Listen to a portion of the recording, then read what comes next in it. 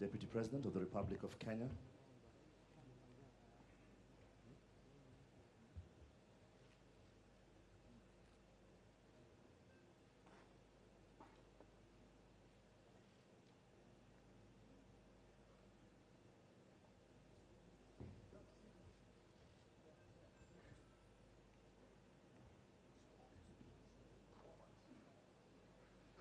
Ladies and gentlemen, the Presidents of the United States of America and the President of the Republic of Kenya. Please be seated. Thank you. Good afternoon, ladies and gentlemen. Let me begin by saying that we have had an excellent afternoon where we've had very frank and indeed very fruitful discussions with President Obama on a variety of issues of mutual interest, both to Kenya and the United States. This follows the signing of agreements covering areas of mutual interest such as security, visa reciprocity, and the development cooperation, amongst other things. Our discussions affirmed that Kenya and the United States share deep values and many areas of critical interest. And naturally, therefore, our peoples and governments speak the same language on many issues. Kenya is an open, democratic society underpinned by our embrace of democracy. We are deepening that democracy while fighting global terrorists who seek to destroy our way of life. Left undefeated, they will redraw the international system and make room for violent extremism and tyranny. We agreed together that we can build a future in which our people of all faiths, cultures, live peacefully together, with the rights of individuals and minorities protected, and those in power held to account by strong and inclusive institutions. I also expressed to President Obama that without building shared prosperity, our vision of a secure Africa and indeed a stable world will remain a fragile dream.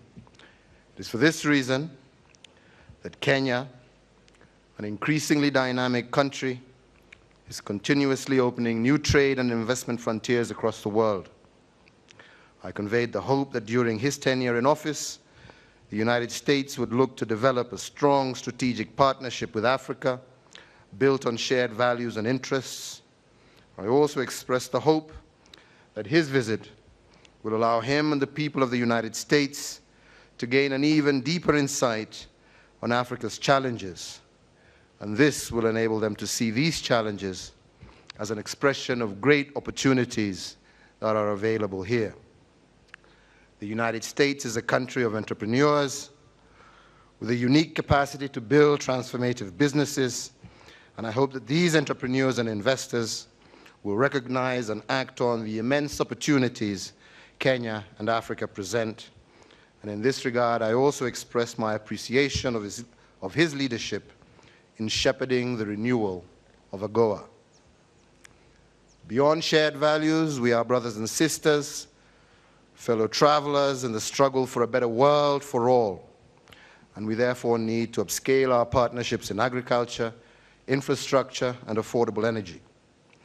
I also express my own commitment to ensuring that on our part we will continue to take the steps that provide the proper conditions for a vibrant ecosystem for investors and entrepreneurs. We agreed to continue to engage one another so that we can strengthen what is already a robust relationship. And indeed, I look forward to hosting President Obama later this evening, and indeed also seeing him at the sidelines of the United Nations General Assembly in September. President Obama, once again, on my own behalf, on behalf of my government and the people of Kenya, let me thank you for your support, as evidenced by the various agreements signed between our two governments, and indeed your willingness to engage Kenya in the true spirit of partnership. It's now my pleasure to introduce the President to make some brief remarks as well. Thank you.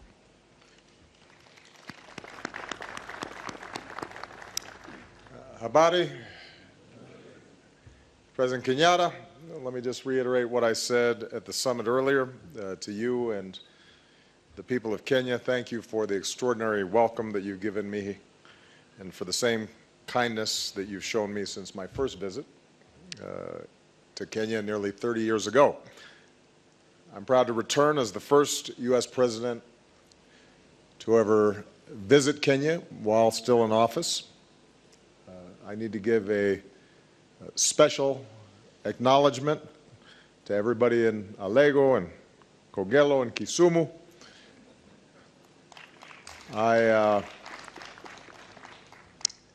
I'm well aware, however, that the enthusiasm that we're seeing today from my visit is a reflection of something bigger, and that's the desire among the Kenyan people for a deeper partnership with America, and that's why I'm here. My work with President Kenyatta today has been rooted in our shared recognition that the interests of both our nations and the lives of both our peoples can be advanced if our countries deepen and expand our cooperation, and that's what we've agreed to today. First, I want to salute the Kenyan people for their hard-won progress in strengthening their democracy. Millions voted for the new constitution, one of the most progressive in Africa, with its strong protections for freedom of expression, assembly, and the press, and its emphasis on equality and against discrimination. The election 2 years ago was competitive and largely peaceful. Kenya has a determined, active, feisty press, as we see here today. And as I've said elsewhere, a free press helps make a nation stronger and more successful. And it makes us, leaders, more effective because it demands greater accountability. Kenya has a vibrant civil society, which is essential for any democracy. And I look forward to meeting tomorrow with representatives from civil society who stand up for the dignity and the rights of all Kenyans. Dignity begins, of course, with the ability to provide a decent life for our families. And today, President Kenyatta and I agreed to expand the economic partnerships between our peoples that can provide broad-based prosperity. We will extend student and business visas for up to 5 years for Kenyans traveling to the United States and for Americans traveling to Kenya. This will make it easier for university students to complete their studies and for businesses to make long-term plans. Our governments are also working to launch direct flights between Kenya and the United States as soon as possible.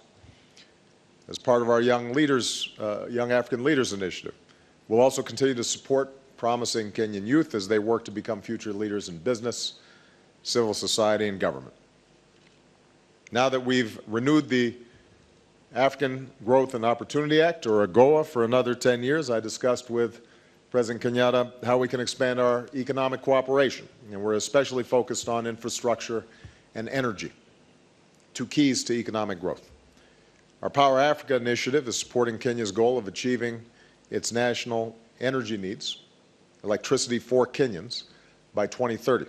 And this includes innovations that bring power to rural Kenyans who are off the grid, as I saw earlier today at the Global Entrepreneurship Summit. I also want to commend Kenya, a leader in clean energy, for announcing its post-2020 target to limit carbon emissions as part of our fight against climate change. Together, we are confronting insidious threats to Kenya's prosperity. President Kenyatta, I want to commend you on your announced commitment to rooting out corruption. With the joint commitment we've agreed to today, the United States will offer advice and technical assistance to support Kenya as it takes additional steps to increase transparency and accountability and to strengthen institutions that fight corruption. So we're making important commitments, and now we need to work together to fulfill them. Because if Kenya can put in place the habits and institutions of good governance, it can help unleash even greater growth and investment and prosperity for the Kenyan people. And that'll be good for everybody. Our countries are also close partners in the fight against poachers and traffickers that threaten Kenya's world-famous wildlife. The United States has a ban already on the commercial import of elephant ivory. I can announce that we're proposing a new rule that bans the sale of virtually all ivory across our state lines, which will eliminate the market for illegal ivory in the United States. On security, the United States and Kenya are already strong partners, and today we reaffirmed that we stand united in the face of terrorism. Earlier, I had the opportunity to meet with survivors and families of victims of the bombing of our U.S. Embassy in 1998. In the face of despicable violence, such as the attack on Garissa University College and the Westgate Mall, the Kenyan people have shown incredible resolve and remarkable resilience. I also want to pay tribute to the sacrifices of Kenyan forces who serve in the African Union-led mission against al-Shabaab in Somalia, and to thank Kenya for hosting so many Somali refugees who are the victims of al-Shabaab. Today, we discuss deepening our security cooperation. As part of our security governance initiative, our governments signed an action plan yesterday in which we'll support Kenya's efforts to strengthen its judiciary, police, and border security. We also discussed broader efforts to counter violent extremism here in Kenya and around the world, efforts that are advanced when there is rule of law, respect for human rights, a space for civil society and peaceful dissent, and when we welcome all communities as our partners. All our nations are going to have to work together in order for us to be successful. We also had the opportunity to discuss regional security issues, and we focused in particular on the terrible conflict in South Sudan, which has taken so many lives that cause unbearable suffering for the South Sudanese people. The situation is dire, and we agree that the best way to stop the fighting is for South Sudanese leaders to put their country first with a peace agreement that ends the fighting. We also discussed Burundi, where the recent elections were not credible.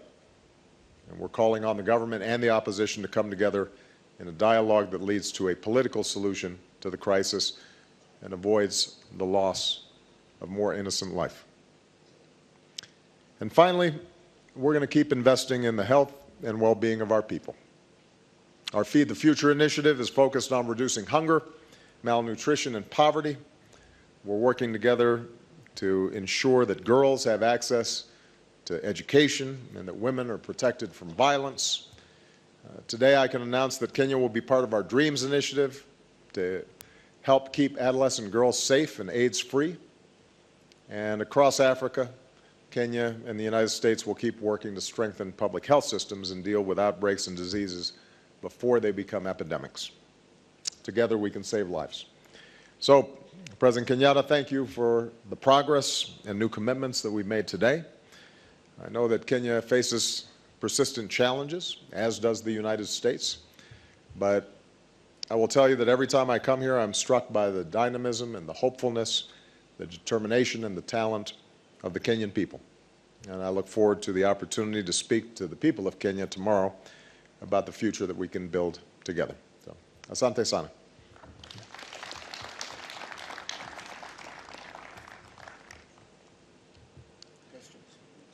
You want me to start? Okay. Mr. Jeff Mason. Thank you very much. Mr. President, I'd like to ask about two topics. First of all, what more specifically can the U.S. do to help Kenya in the fight against al-Shabaab? Do you still see Somalia as a counterterrorism model? And are you concerned about Kenyan authorities using counterterrorism as an excuse to commit human rights violations?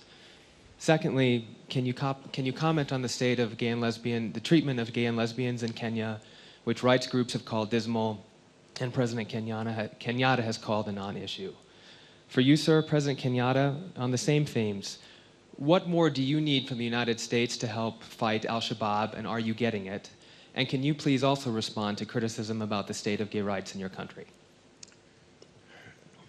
Well, this was an extensive topic of conversation and concrete action that we're now taking. There has been extensive and effective counterterrorism cooperation between the United States and Kenya. dealing with primarily threats from al-Shabaab. In part because of the actions that we've taken, not just with Kenya, but with AFRICOM, and the efforts collectively of countries to work together, Uganda, Ethiopia, others. We have systematically reduced the territory that al-Shabaab controls. We have been able to decrease their effective control within Somalia and have weakened those networks operating here in East Africa. That doesn't mean the problem's solved. As is true around the world, what we find is that we can degrade significantly the capacities of these terrorist organizations, but they can still do damage. The number of individuals involved in Garissa or Westgate Mall were not large, but when they're willing to target soft targets and civilians and are prepared to die, they can still do a lot of damage. And so what we discussed was the importance of, number one, continuing the effort to root out al-Shabaab's capacity inside of Somalia, working jointly. And as we speak, Kenya is working with Ethiopia and with the United States and others to further degrade al-Shabaab's space of operations inside of Somalia. So we have to keep that pressure going, even as we're strengthening the Somalian government, because part of the reason that al-Shabaab was able to emerge as a significant threat to the region was a non-functioning government, effectively a failed state in Somalia for so long. There is now a government and a cabinet that is credible and is working with the international community in Mogadishu. And even as we put military pressure on al-Shabaab, we also have to make sure that we're standing up an effective governance structure inside of Somalia, and we've made progress there. In addition, we have to continue to make progress in intelligence sharing and being able to identify and prevent threats before they occur here in Kenya and elsewhere in the region. Part of our announcement today involves additional funding, additional assistance that we're providing the Kenyan security forces to deal with these very specific counterterrorism threats, as well as additional training and assistance to make sure that the approach that's taken in rooting out potential terrorist threats don't create more problems than they're solving. And this goes to the other element of the question that you asked. What we have found, sometimes through hard experience, and I shared this with President Kenyatta, is that if you paint any particular community with too broad a brush, if in reaction to terrorism you are restricting legitimate organizations, reducing the scope of peaceful organization, then that can have the inadvertent effect of actually increasing the pool of recruits for terrorism and resentment in communities that feel marginalized. And I shared with him that one of the strengths in the United States, part of the reason why, although we're seeing potential lone wolf attacks inside the United States, that we have not seen the sort of systematic networks and cells developing in many of our Muslim communities or immigrant communities inside of the United States is that we've been very conscious to make sure that law enforcement is reaching out and cooperating and working with them, because they are our partners in this process. And the only way we're going to fight the poison that's being fed to them, to their young people through social media, is to make sure that they're our eyes and our ears, and they're counseling us on how we can more effectively build trust and increase cooperation. And that's proven successful. The same will be true here in Kenya. And I was very clear to President Kenyatta, ultimately, the Kenyan government is accountable to the Kenyan people. And you know, it will find its way through this process in cooperation with us, but our experience and best practices tell us that rule of law, respecting civil society, in fact, embracing civil society, particularly in those communities that may be targeted for recruitment by organizations like Al-Shabaab, that becomes more important the more significant the threat is. And not only is that practical advice, but it's the right thing to do. And it's consistent with the Kenyan Constitution and with the values that you heard President Kenyatta espouse. Similarly, with respect to the rights of gays and lesbians, I've been consistent all across Africa on this. I believe in the principle of treating people equally under the law, and that they are deserving of equal protection under the law, and that the state should not discriminate against people based on their sexual orientation.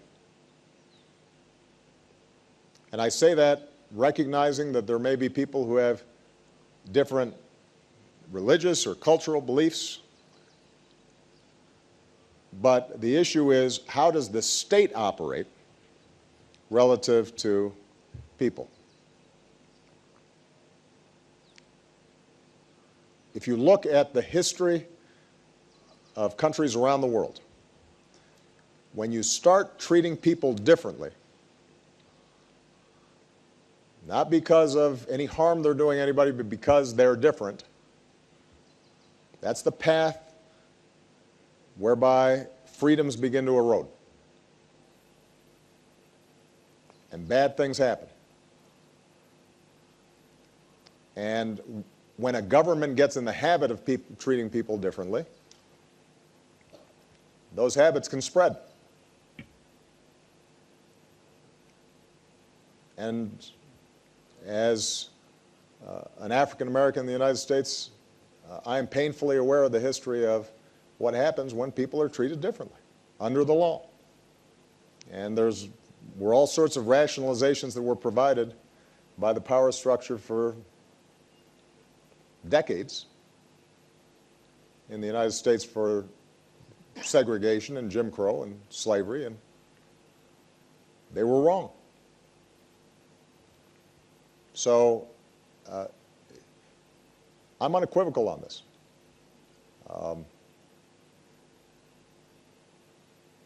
If somebody is a law-abiding citizen who is going about their business and working in a job and obeying the traffic signs and doing all the other things that good citizens are supposed to do, and not harming anybody, the idea that they are going to be treated differently or abused because of who they love is wrong. Full stop. And, you know, the state does not need to weigh in on, you know, religious doctrine. The state just has to say, we're going to treat everybody equally under the law. And then everybody else can have their own opinions. All right?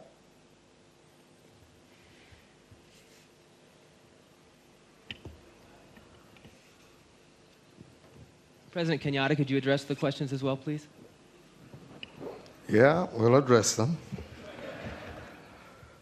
First and foremost, I couldn't agree more than what President Obama has just said, especially with regard to the issue of the fight against terrorism. The support and the partnership that we have with the United States from an intelligence point of view, from a counterterrorism point of view, but more importantly, as he's also just mentioned, working with societies and how to prevent, especially extremists from finding a bed of fodder for them to be able to develop and to grow and to nurture the terrorists of tomorrow. You've also heard him say, and indeed we're truly grateful, his expansion under the agreements that we've signed of the cooperation and the assistance that we're getting from the United States. So as a country, as a government, we are satisfied with what we're doing. We need to expand that more because the battle that we're fighting is not a Kenyan war. Kenya just happens to be at the frontier of it, being a neighbor to a country that for a long time has not had any kind of formal government. We need to work much closer together to see how we can stabilize Somalia. We need to work much closer together to see how we can help the Somali government, which is in place, work together with its regional governments in order to continuously decrease the area and the space that Al-Shabaab and the like have to operate and to train and to export terror, not just to Kenya, but also to other parts of the world. So I'm looking forward to deepening the partnership that we already have, but we are satisfied with the kind of cooperation that we've had and the close working relationship between our various institutions. You raised the issue of human rights, and I mentioned earlier that the kind of fight we're having right now, this is an existential fight for us. This is something that we have not been familiar with. Kenya has always been a country that has respected different religions. This issue of terrorism is new to us. And as it is new, we learn with each and every step. We are improving our capacities and our methods of dealing with terrorism. We, as a country, are willing to learn. We have undertaken fundamental reforms in our police services to help us to deal with this particular problem. We are continuing to partner with friends like the United States who are giving us their own experiences as to how they have handled this particular problem, and we are keen to learn and to participate. And I am certain that as we move forward, as we get better, as we learn from others, we will be able to handle this situation in a manner that does not, as President Obama said, encourage this kind of activity going forward on the basis of either marginalization or people feeling that particular communities are being targeted. As a country, we have done a lot, especially under our new constitution, our new devolved system of government that is aimed at providing and ensuring equity and development across the country. We have put a lot of resources into some of the previously neglected areas. In fact, today, as we sit, a huge portion, approximately 40% of our national budget, is being invested in those areas in an attempt to ensure that all communities in our country feel that the government is for them all and that they are part and parcel of the social economic development of our country.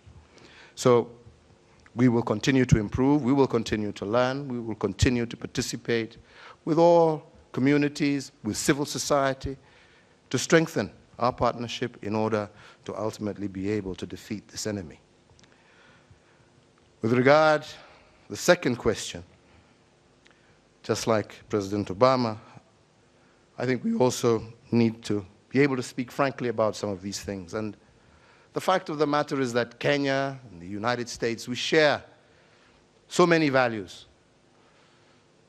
Our common love for democracy, entrepreneurship, value for families. These are things that we share. But there are some things that we must admit we don't share. Our culture, our societies don't accept. It's very difficult for us to be able to impose on people that which they themselves do not accept.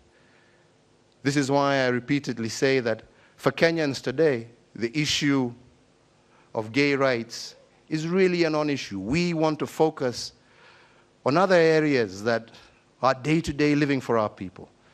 The health issues that we have discussed with President Obama, these are critical. Issues of ensuring inclusivity and of women, a huge section of society that is normally left out of the mainstream of economic development. What we can do in terms of infrastructure, what we can do in terms of education, in terms of our roads, in terms of giving our people power, encouraging entrepreneurship. These are the key focuses. Maybe once, like you have, overcome some of these challenges, we can begin to look at new ones. But as of now, the fact remains that this issue is not really an issue that is on the foremost mind of Kenyans, and that is the fact. Yeah. Thank you very much. My name is Ken Mijungu, and I have two questions for President Obama and a question for President Uhuru Kenyatta. My first question to President Obama is, there has been a perception that Kenya and the US had a strained relationship right from the time that we had a new government. And in fact, we had several Western countries saying that indeed choices had consequences.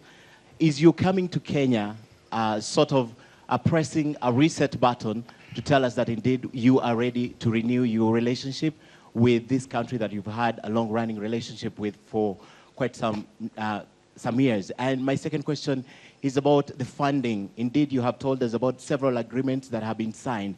Does it concern you, government, that indeed there is corruption it's a war that has been taken head-on by our very president, and in fact, some of his cabinet secretaries and PSs and top government officials are currently in court because of that? Does it concern you, government, that indeed you're spending money in a country that the president himself is concerned about the level of corruption? And to President Uhuru Kenyatta, there has also been a perception about Kenya looking increasingly east, especially after the general election in 2013 and the things that were said. So is this also a sort of an announcement that indeed our traditional partners, i.e. the US, we have firmly commitment to renewing our agreements that we had in place, and indeed we are going forward and working together? Thank you. Well, first of all, we don't need a reset because the U.S.-Kenya relationship and cooperation continued robustly throughout my presidency. The fact that I didn't get here may have gotten people riled up, but frankly, given my familiarity and knowledge with Kenya, the fact that there were many countries across this vast continent that I had never visited, it was always my intention to get to Kenya, but I wanted to make sure that people didn't think I was playing favorites so quick immediately after I was elected. Now, to be honest, and I think President Kenyatta would acknowledge this as well, there were deep concerns and tensions arising out of the violence that took place in an earlier election. We haven't made any secret about that. Accounting is being done of what happened there. And we continue to believe that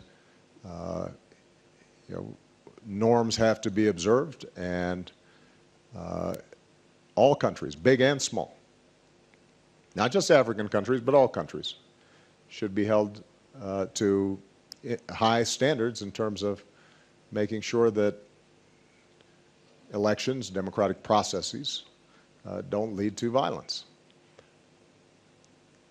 The subsequent election that showed growth in the election process, the new Constitution that reflects one of the most progressive articulations of the principles of freedom and human dignity on the continent. That signals, I think, a very positive direction in where Kenya is moving. President Kenyatta, during our meeting, acknowledged that there's still more work to be done.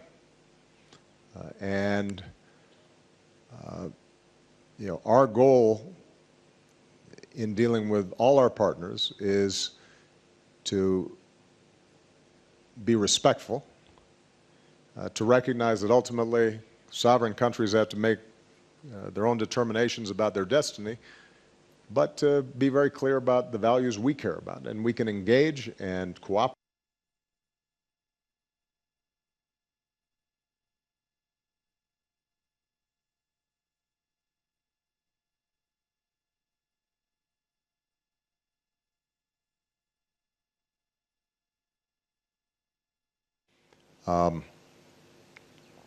With respect to corruption,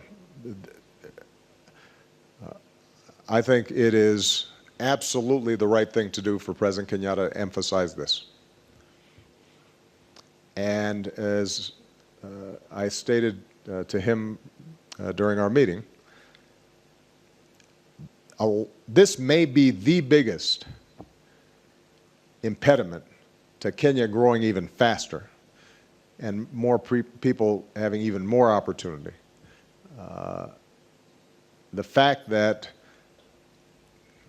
doing business and ordinary people just moving along in their lives here is constantly sapped by corruption at a high level and at a low level. International businesses are concerned if the price of investing in Kenya is 5% or 10% going to some place that doesn't have to do with the project. It's just a math issue. If they've got a plan for a business, it's got a certain profit, and if suddenly some of that is taken off the top due to corruption, that makes that investment less attractive. And that's the judgments that they make. And then at a more grassroots level, if you've got some small business person trying to open up a store and they find that they have to pay bribes here, there, everywhere just to get a business started, that's inhibiting the kind of entrepreneurship that we highlighted earlier this morning.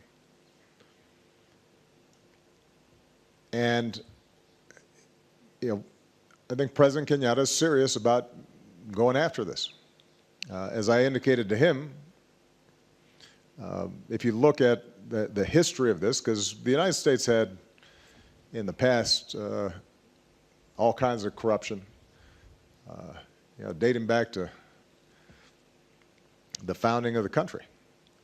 My hometown of Chicago was famous for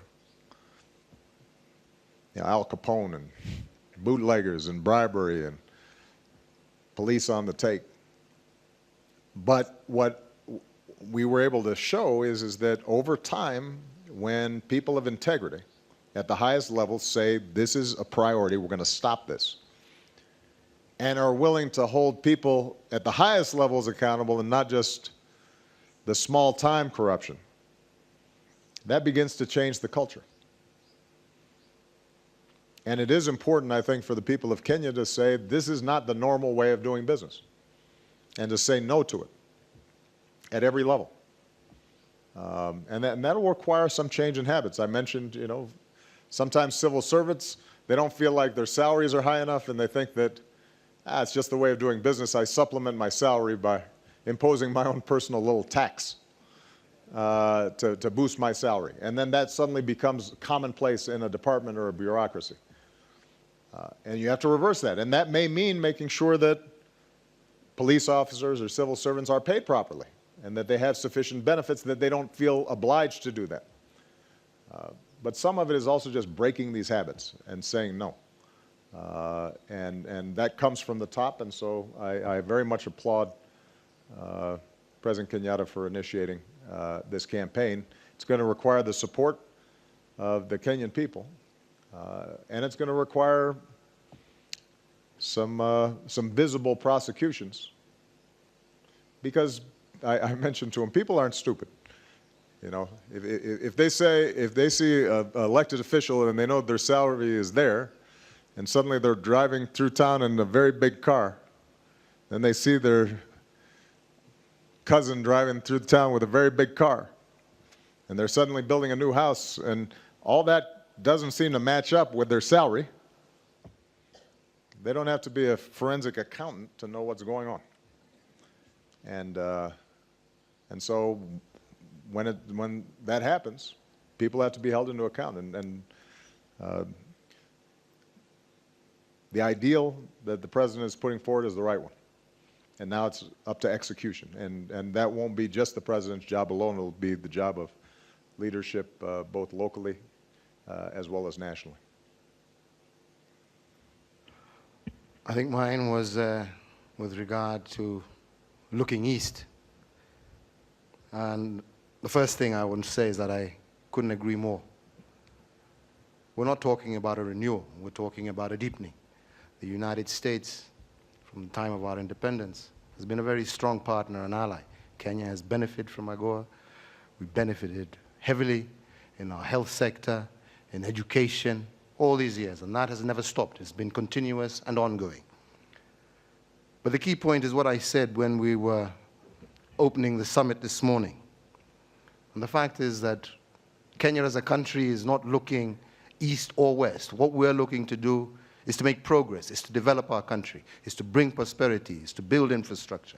And we are looking to partner with our friends, old and new, to help us achieve the Kenyan dream, to help us achieve our social economic agenda.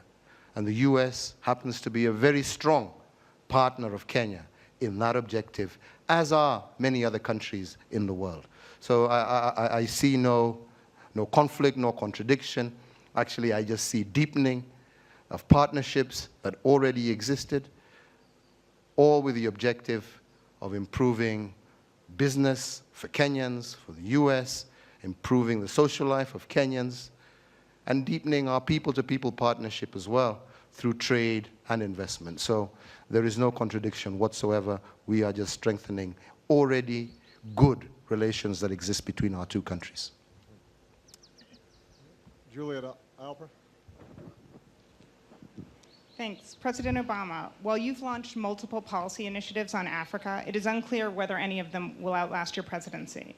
What do you think needs to happen to ensure you have an Africa policy legacy as enduring as those of Presidents Bush and Clinton?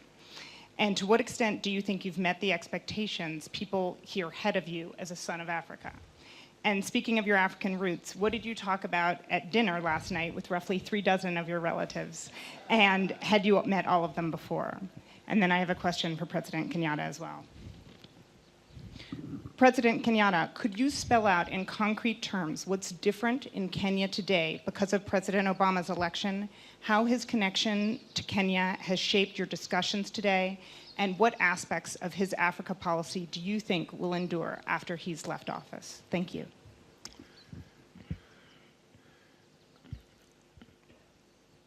Let me first of all underscore that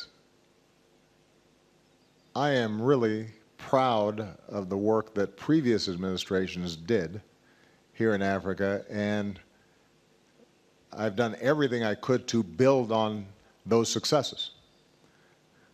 And this isn't a beauty contest between presidents. This is the U.S. government and what are the policies that need to be put in place in order for us to help our partner countries. I've said before, and I'll repeat, I think President George W. Bush's PEPFAR initiative was as significant an achievement internationally as anything that we've done over the last several decades. It saved millions of lives, which is why I've increased funding substantially for PEPFAR during the course of my presidency and continue to build on what was initially a matter of just getting antivirals and treatment for HIV, and are now building greater capacity within those countries that have received PEPFAR funding so that they can do even more themselves in terms of their healthcare infrastructure. So the bottom line is, I want to build on what's already been done, and then we want to fill gaps that still need to be filled. Along those lines, if you look at our Feed the Future program, for example, we've got millions of farmers across this continent who, as we speak, have benefited from increased yields, increased incomes, greater access to small loans that are making them more productive, greater access to market, linking up with technology in ways that assure that they get a fair price, all of which, since Africa is still disproportionately rural, is increasing incomes and spurring growth and building a middle class in the entire continent. And we can document the extraordinary progress that's been made there, and it is a model that's working.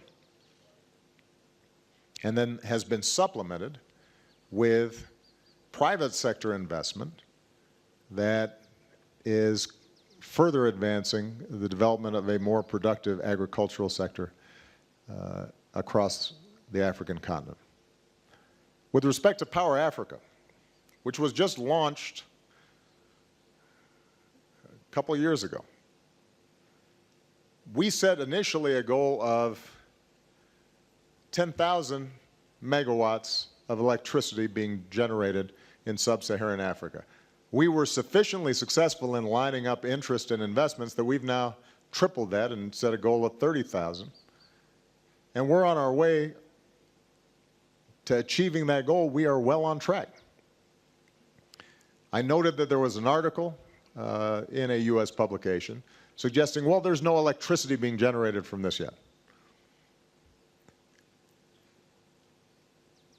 The next time somebody's interested in how electricity gets generated, go back home and find out how long it takes to build a power plant. I mean, sometimes these are long-term projects, but we have billions of dollars of transactions already locked in and billions more in the pipeline. And that is just on the traditional power grid side.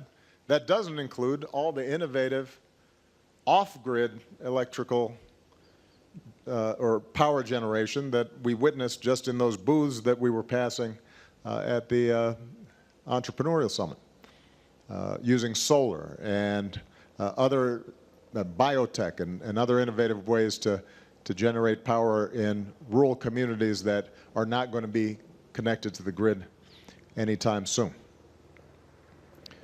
So that's just two examples of initiatives that I'm confident will have a lasting effect, not because they were initiated by me, but because they fill an extraordinary need. If we can get sub-Saharan Africa to be electrified at the same levels as Asia is, that alone is going to drive economic growth exponentially. I mean, the productivity that is delivered is a consequence of just access to power. Kids suddenly being able to read and do their homework at night. Women relieved of some of the burdens of collecting firewood and how they are able to use basic appliances that we take for granted. Farmers being able to improve their yields. It's a game changer. But we're not going to know exactly what that looks like 10 years from now. And I suspect that the next president, building off of what we've already set up, will learn what's working really well, what's not working so well, and make some tweaks. And I don't have pride of authorship. I hope that they figure out even better ways for us to continue the things that we've started, just as we, I think, have refined and improved the excellent work that was done by Presidents Clinton and Presidents Bush. In terms of what I was talking about with my family, mostly we were just catching up. There's a more immediate family that I have known well from previous visits. There was some more extended family that I had not met before. My sister, Alma, who I'm very close to and stay in close contact with, I think helped to make sure that everybody was represented. I think the people of Kenya will be familiar with the need to manage family politics sometimes in these extended families. There are cousins and uncles and aunties that show up that you didn't know existed, but you're always happy to meet. And there were lengthy explanations in some cases of the connections. But it was a wonderful time. And part of the challenge that I've had during the course of my presidency is that given the demands of the job and the bubble, I can't come here and just go, up country and visit for a week and meet everybody and that's partly actually what I had to explain was begging for forgiveness that once I'm a private citizen, I will have more freedom to reconnect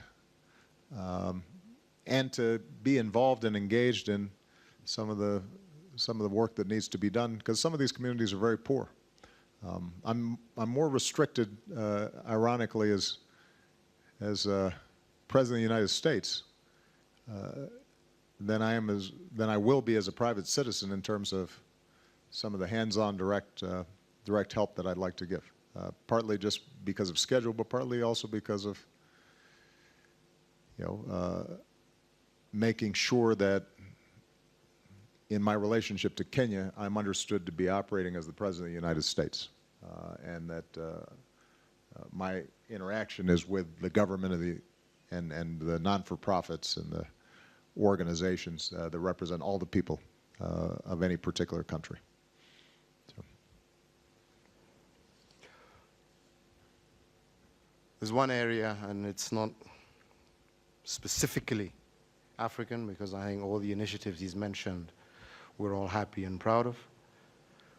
Well, the one initiative that I would really want to focus on is the fact that I think President Obama will strongly be remembered in Africa for his focus on the youth of this continent, focus on the young people of this continent, to be able to extract their talents, their abilities, and he's been very focused on this, both with the Young Leaders Initiative, with the GES that we've just been attending, really helping us unblock the full potential of Africa's youth and young men and women. So this, I think, will be the key legacy that President Obama will be remembered for on this continent for a long time to come. That's it. Judy, or Jackie rather. Jackie Mary, Bay Citizen Television.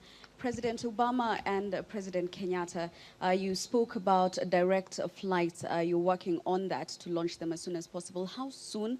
As soon, can we know that? And President Obama, the U.S. Has been issuing travel advisories against Kenya. This has had a devastating effect on its tourism. It's the second foreign exchange earner. Is the U.S. planning to take it easy on that? And finally, what are your personal plans for Kenya after your presidency? Thank you. With respect to direct flights, there are very specific protocols and security issues that have to be worked through and sorted out. We sent representatives of our Department of Transportation and Homeland Security to work with Kenyan officials. I think real progress has been made I don't have a date certain in front of me, and I wouldn't want to make a guess, and then if we're late, you'll call me and say, you lied. So, but I think that I anticipate that if we can get all the issues squared away, that this is something that has great potential and obviously would have a beneficial impact on U.S. travel to Kenya, both for business and for tourism. With respect to the travel advisories, this is not something that I meddle with. This is something that our State Department and our intelligence communities make assessments on. They are provided in part for our embassy staff and personnel so that they can be mindful of circumstances. But we are bound to also then provide the general public protection or the same information that we provide our teams on the ground for understandable reasons. I think the general public would be disturbed if we were saying one thing to folks who are working here and another thing to an ordinary tourist who was traveling. I recognize the concerns, and I do think that despite the seriousness of the terrorist threat posed by al-Shabaab, that in part because of media attention, probably even more than travel advisories, that threat can oftentimes be exaggerated. And that's unfortunate. And part of my answer, I guess, to that problem is to come here and visit and to show this extraordinary country and the extraordinary progress that's been made. But the specifics around travel advisories, those are a judgment call that are made by our experts. It's not something that I weigh in on. It's not something that is subject to political decision making. And my solemn goal is to make sure that we are working urgently with President Kenyatta and the administration so that there's no need for the advisory, because we will have greatly reduced these threats. And there may be ways in which we can refine them so that, for example, traveling to game parks may be different than being in other circumstances. And that's something that we can always discuss and explore at a staff level. Oh, was there a third question? What are my plans? Well, here's what I can guarantee. I'll be back. The next time I'm back, I may not be wearing a suit. The first time I came here, I was in jeans and a backpack. One of the challenges of traveling and visiting Kenya is that I'm much more constrained now than I will be. And I think that you can anticipate not only me being back, but probably more important for everybody, Michelle being back, and Malia and Sasha coming back, because they have a great love for this country and its people and its beauty, and obviously I've got family connections. And my hope is that some of the philanthropic work that I do after my presidency is over builds on some of the things that we've been doing now. I'm not going to stop being interested in the young people of Kenya and the young people of Africa and developing the talent and the leaders, talented leaders and entrepreneurs that are going to help make this country and the world prosper. And so you can anticipate that I'll continue to make those contributions where I can. Okay. Great stuff. All right. Thank you very much, everybody. Asante sana.